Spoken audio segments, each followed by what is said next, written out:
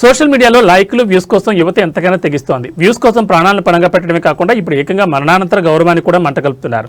తాజాగా వైరల్ అవుతున్న వార్త నెట్ చెల్లని విస్మయాన్ని గురి చేస్తోంది. కొందరు యువకులు రీల్స్ పిచ్చితో ఏకంగా శ్మశాన వాటికలోకి వెళ్లారు. అక్కడ పడి ఉన్న ఒక మానవ కపాలాన్ని చేతిలోకి తీసుకుని సినిమా పాటలకు డాన్స్ చేస్తూ వికృత చేష్టలతో వీడియోలు చిత్రీకరించారు. భక్తి లేదా గౌరవం ఉండాల్సిన చోట ఇలాంటి పనులు చేయడంపై సర్వత్రా విమర్శలు వ్యక్తమవుతున్నాయి.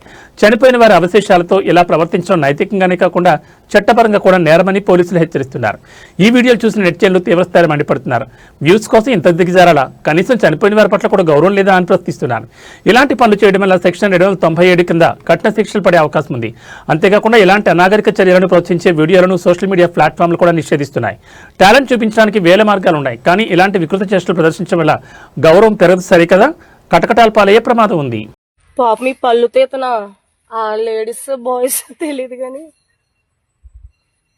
ఎన్ని రకాలు తిన్నాడో, కానీ అలాగే ఉన్నాయండి పళ్ళు, చూడలేదు రాయిల్లో ఉన్నాయి.